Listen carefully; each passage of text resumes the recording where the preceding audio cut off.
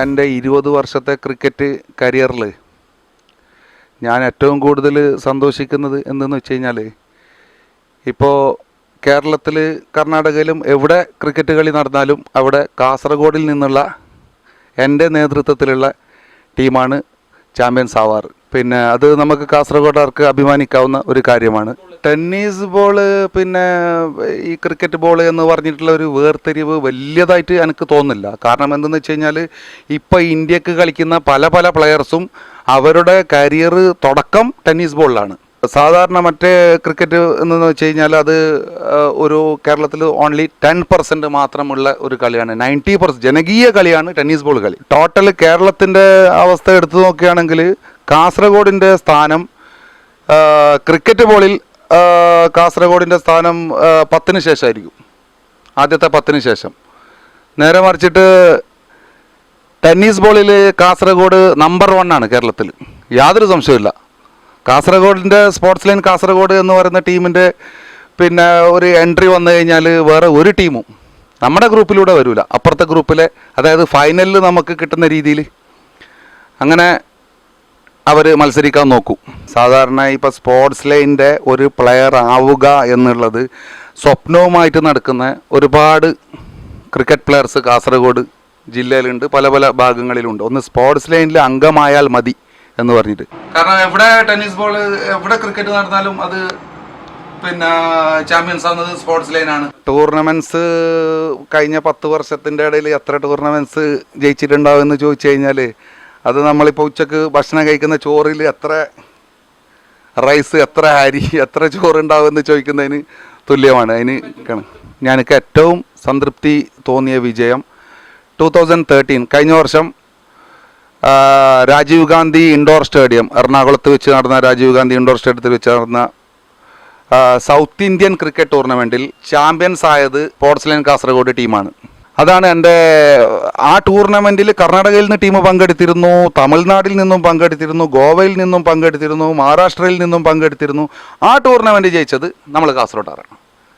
അപ്പോൾ 48 ടീം പങ്കെടുത്ത ടൂർണമെൻറ്റിൽ 1ാം സ്ഥാനം നേടാൻ കാസർഗോഡിലുള്ള ചുണക്കുട്ടികൾക്ക് കഴിഞ്ഞില്ലേ? അതാണ് എൻ്റെ ക്രിക്കറ്റ് ജീവിതത്തിൽ. അവിടെ പ്രൈസ് മണി 2 lakhs ഉണ്ടായിരുന്നു. അതൊരു 2 lakhs പ്രൈസ് മണി. എനിക്ക് തോന്നുന്നത് കാസർഗോഡ് ജില്ലയിൽ ഒരു സ്പോർട്സ് ടീം നേടുന്ന ഏറ്റവും വലിയ പ്രൈസ് മണി ആണ് ആ 2 lakhs എന്നാണ് എനിക്ക് തോന്നുന്നത്. ഒരു 3 മാസം മുമ്പ് പിറവം, എറണാകുളത്തും പിറവം എന്ന് പറയുന്ന സ്ഥലത്ത് ഒരു 1,50,000 rupees പ്രൈസ് മണിയുള്ള ഒരു ടൂർണമെൻറ്റ് ഉണ്ടായിരുന്നു. കിഡിലൻ ടൂർണമെൻറ്റാണ്. കാസർഗോഡിലെ ഒരു 10-15 ചെറുപ്പക്കാരുണ്ട് അവിടെ മാച്ച് കാണാൻ വന്നിരുന്നു. അവരെന്നോട് വന്നിട്ട് സംസാരിച്ചു, ഞാൻ കാസർഗോഡാണ്, അങ്ങനെയാണ് ഇങ്ങനെയാണ്. എന്നിട്ട് ആ ടൂർണമെൻറ്റ് ഇവരുടെ മുമ്പിൽ വെച്ചിട്ട് ഞങ്ങൾ ആ ടൂർണമെൻറ്റ് കപ്പടിക്കുന്നു, ഞങ്ങൾ ചാമ്പ്യൻസ് ആകുന്നു. അപ്പോൾ ചുരുക്കി പറഞ്ഞു കഴിഞ്ഞാൽ ആ വിജയം ഞങ്ങളെങ്കാട്ടിയും കൂടുതൽ ആഘോഷിച്ചത് അവിടെ ജോലി ചെയ്യുന്ന കാസർഗോഡത്തെ പിള്ളേരാണ്. കാരണം അവർക്ക് നമ്മളെ നാട്ടിൽ നിന്ന് ടീം വന്നിട്ട് കപ്പടിച്ചു എന്ന് പറയുന്നത് ഒരു ത്രില്ലായി അവർക്ക്. ആ ഒരു സന്തോഷം, കാരണം ഞങ്ങളെങ്കാട്ടിയും തുള്ളിച്ചാടിയത് അവരാണ്, ഞങ്ങളെ വിജയം ആഘോഷിച്ചത് അങ്ങനെയാണ്. ഇത് പിറവത്തെ മാത്രം കാര്യമല്ല. ഞങ്ങൾ തൃശ്ശൂർ കപ്പടിക്കുമ്പോൾ അവിടെ ജോലി ചെയ്യുന്ന കാസർഗോട്ടുകാർക്ക് ഒരുപാട് ഞങ്ങളെ കളി കാണാൻ വരാറുണ്ട്. എറണാകുളത്ത് കളിക്കുമ്പോൾ, തിരുവനന്തപുരത്ത് കളിക്കുമ്പോൾ അവിടെ ജോലി ചെയ്യുന്ന കാസർഗോട്ടുകാർ വന്നിട്ട് നമ്മൾക്ക് തരുന്ന പ്രോത്സാഹനം, ഇപ്പം നമ്മൾ ജയിച്ചിട്ടാകുമ്പോൾ നമ്മളെങ്കാട്ടിയും കൂടുതൽ എൻജോയ് ചെയ്യുന്നത് അവരാണ്. ഓസ്ട്രേലിയ, കെനിയ തമ്മിലുള്ള മത്സരം, ആ മത്സരം കഴിഞ്ഞതിന് ശേഷമേ നമുക്ക് ഓസ്ട്രേലിയ ജയിക്കുമോ അല്ലെങ്കിൽ കെനിയ ജയിക്കുമോ എന്ന് പറയാൻ പറ്റൂ. ഫോർ എക്സാമ്പിൾ, ഇപ്പോൾ ഫുട്ബോളിലാണെങ്കിൽ അർജൻറ്റീനയും ഇന്ത്യയും തമ്മിലുള്ളൊരു മത്സരം നടക്കുകയാണെങ്കിൽ ആ മത്സരത്തിൻ്റെ ഗതി നമുക്ക് മുൻകൂട്ടിയിട്ട് നിശ്ചയിക്കാൻ പറ്റും. അർജൻറ്റീന ഒരു 10 ഗോളിനെങ്കിലും ജയിച്ചിരിക്കും എന്നുള്ളത്. നേരെ മറിച്ചിട്ട് ക്രിക്കറ്റിൻ്റെ ഒരു സൗന്ദര്യം അതാണ്. ഇപ്പോൾ സപ്പോസ് ഇന്ത്യയും നേപ്പാളും തമ്മിലൊരു മത്സരം നടക്കുന്നു വിചാരിച്ചോ, ആ മത്സരം കഴിഞ്ഞതിന് ശേഷമേ നമുക്ക് ആര് ജയിച്ചു എന്ന് നിർണ്ണയിക്കാൻ പറ്റൂ. ഇപ്പോൾ 2020 വന്നതിന് ശേഷം പിന്നെ ഒന്നും പറയണ്ട. ഒരു ഓവറിലല്ലേ കളി തിരിയുന്നത്, ഒറ്റൊരു ഓവറിലല്ലേ. ആ ഒരു ഓവറിൽ പിന്നെ ഒരു മത്സരത്തിൻ്റെ ഗതി തന്നെ നിർണ്ണയിക്കുന്ന ഒരു ഓവറിലല്ലേ. നമ്മളിപ്പോൾ LKG പോകുന്ന സമയം തൊട്ടിട്ട് നമ്മളെ രക്തത്തിൽ അലിഞ്ഞു ചേർന്ന് കഴിഞ്ഞു, ഇപ്പോഴും ഉണ്ട്. ഇനി ഇൻഷാ അല്ലാഹ് ഇനിയൊരു 20 കൊല്ലം കഴിഞ്ഞാലും നമ്മൾ ക്രിക്കറ്റിൽ തന്നെ നമ്മൾ ഉണ്ടാകും എന്നുള്ള ആ ഒരു സമർപ്പണം ഞാൻ ഓപ്പണിംഗ് ബാറ്റിങ്ങും പിന്നെ വിക്കറ്റ് കീപ്പിങ്ങുമാണ് ക്രിക്കറ്റ് ബോളിൽ ചെയ്യാറുള്ളത്. ഇവിടുത്തെ കാസർഗോഡ് ജില്ലയിലത്തെ ഫാസ്റ്റസ്റ്റ് സെഞ്ചുറി എൻ്റെ പേരിലാണുള്ളത് 51 ബോൾസിൽ. അത് ഏകദേശം 2003 അല്ലെങ്കിൽ 2004 തോന്നുന്നു. അല്ല 45 ഓവർ. അപ്പോൾ ആ സമയത്ത് 2020 വന്നില്ലല്ലോ. 2020 വരാൻ തുടങ്ങിയിട്ട് ജസ്റ്റ് 3 ഇയേഴ്സ് അല്ലേ ആയിട്ടുള്ളൂ. കാസർഗോഡ് ജില്ലയിലത്തെ ഫാസ്റ്റസ്റ്റ് സെഞ്ചുറി ഉള്ളത് എൻ്റെ പേരിലാണ് 51 ബോളിൽ. അത് ഇതുവരെ ആരും തകർത്തിയിട്ടില്ല. സോ എല്ലാവരോടായിട്ട് പറയുകയാണ്, പുതിയ ക്രിക്കറ്റ് പ്ലെയേഴ്സിനോട്, ഈ 51 ബോൾസിൽ ഞാൻ അടിച്ച ആ സെഞ്ചുറി നിങ്ങൾ തകർക്കുകയാണെങ്കിൽ, പുതിയ ക്രിക്കറ്റ് പ്ലെയേഴ്സ് തകർക്കുകയാണെങ്കിൽ ഉടനെ എന്നെ ബന്ധപ്പെടാം. ഞാനത് ആ ഒരു ഗിഫ്റ്റ് നിങ്ങൾക്ക് തരുന്നതായിരിക്കും. On the spot, on the സ്പോട്ടിൽ വെച്ചിട്ട്. ഒരു സ്പോർട്സിൻ്റെ മനസ്സ് വായിച്ചെടുക്കാനുള്ള കഴിവ് നമുക്കുണ്ട്.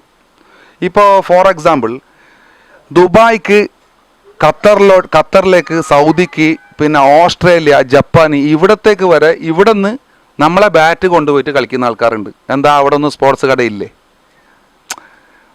ഇവിടത്തേക്കെല്ലാം ഈ സ്പോർട്സ് ലൈന് സപ്ലൈ ചെയ്യുന്നുണ്ട്. ഇന്ത്യയിൽ മാത്രമല്ല വിദേശത്തിലേക്കും സപ്ലൈ ചെയ്യുന്നുണ്ട്. ഒരുപാട് കസ്റ്റമേഴ്സ് ഉണ്ട് നമുക്ക് പുറമെന്ന്, വിദേശ നാട്ടിൽ നിന്ന് വന്നിട്ട് സാധനം വാങ്ങിക്കുന്നത്. അത് എൻ്റെ അഭിപ്രായം എന്താണെന്ന് വെച്ച് കഴിഞ്ഞാൽ നമുക്ക് റീഡ് ചെയ്യാൻ പറ്റുന്നുണ്ട്. എന്ത് റീഡ് ചെയ്യാൻ പറ്റുന്നതെന്ന് വെച്ച് കഴിഞ്ഞാൽ ഒരു കായിക താരത്തിൻ്റെ മനസ്സ് വായിച്ചെടുക്കാൻ നമ്മളെ കൊണ്ട് പറ്റുന്നുണ്ട്. അതാണ് നമ്മളെ ബിസിനസ് രഹസ്യം.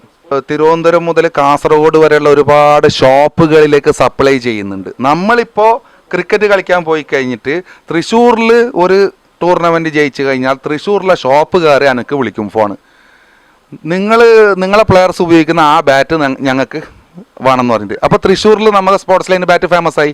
അതുമാതിരി തിരുവനന്തപുരത്തെ ഷോപ്പുകാർ വിളിക്കും, നിങ്ങൾ ഉപയോഗിക്കുന്ന ബാറ്റ് നമുക്ക് വേണമെന്ന് പറഞ്ഞു. തിരുവനന്തപുരത്ത് നമ്മളെ ബാറ്റ് ഫേമസ് ആയി. അങ്ങനെ ഇപ്പോൾ ഓൾമോസ്റ്റ് കേരളത്തിൽ 95% സ്പോർട്സ് ലൈനിൻ്റെ ബാറ്റ് കൊണ്ടാണ് അവരെ ക്രിക്കറ്റ്. ഒരു 95% തന്നെ ഞാൻ ആധികാരികതയോട് കൂടിയിട്ട് പറയും. 95% സ്പോർട്സ് ലൈനിൻ്റെ ബാറ്റ് കൊണ്ടാണ് അവരിപ്പോൾ ക്രിക്കറ്റ് കളിക്കുന്നുള്ളത്. No doubt about that. Sports line cricket bat south ഇന്ത്യയിൽ തന്നെ നല്ലൊരു, കർണാടക ഫോറസ്റ്റിൽ സംപിക എന്ന് പറയുന്ന ഒരു തരം വുഡ് ഉണ്ട്. അത് അൺബ്രേക്കബിൾ ആണ്. സ്പോർട്സ് ലൈനിൻ്റെ ബ്രാഞ്ച് പിന്നെ കാഞ്ഞങ്ങാട്, കാസർഗോഡ്, കുമ്പള, ഉപ്പള, മംഗലാപുരത്താണ് ഞങ്ങളിപ്പോൾ ഏറ്റവും പുതിയതായിട്ട് തുടങ്ങിയത്. മംഗലാപുരത്ത് പുതിയ വിത്തിൻ 1 ഇയർ ഒന്ന് കണ്ണൂരിലൊരു സ്പോർട്സ് ലൈൻ ഇതുമാതിരി തന്നെയുള്ള ഒരു എക്സ്ക്ലൂസീവ് ഷോറൂം കണ്ണൂരിൽ തുടങ്ങാനുള്ള ഒരു പരിപാടിയിലുണ്ട്. പിന്നെ ഒരെണ്ണം ഉടുപ്പിയിൽ തുടങ്ങാനുള്ള ഒരു തയ്യാറെടുപ്പിലുള്ളത്. പിന്നെ കാസർഗോട്ടുകാർക്ക് എന്തെങ്കിലും ഹെൽത്തിന് വേണ്ടിയിട്ട് ഉപകാരപ്പെടുന്ന ഒരു, ഞാൻ ഉദ്ദേശിക്കുന്ന സ്പോർട്സ് ലൈൻ ഓൾറെഡി ഷോപ്പ് ഉണ്ടല്ലോ കാസർഗോഡ്. ഹെൽത്ത് എക്യുപ്മെൻറ്റ്സ് മീൻസ് ഇപ്പോൾ നമ്മളെ വീട്ടിലുള്ള അവർക്കൊന്നും സ്പോർട്സിൽ ഒന്നും ഒരു സിറ്റുവേഷൻ ഇല്ല. അവർക്ക് ഒരു കായികപരമായിട്ടുള്ള ഒരു, എന്തിനധികം പറയുന്നു, വാക്ക് ചെയ്യാൻ വരെയുള്ള, നടക്കാൻ പോലുള്ള ഒരു സിസ്റ്റം ഇല്ല അവർക്ക്.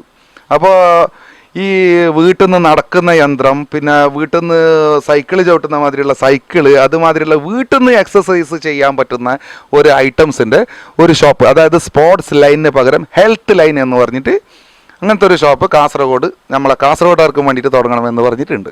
പുതിയ താരങ്ങൾക്കുള്ള ഉപദേശം എന്ന് പറഞ്ഞെങ്കിൽ കളിയിൽ കൂടുതൽ കോൺസെൻട്രേറ്റ് ചെയ്യുക, സീനിയേഴ്സിനെ റെസ്പെക്റ്റ് ചെയ്യുക, ഗുരുക്കളെ ബഹുമാനിക്കുക,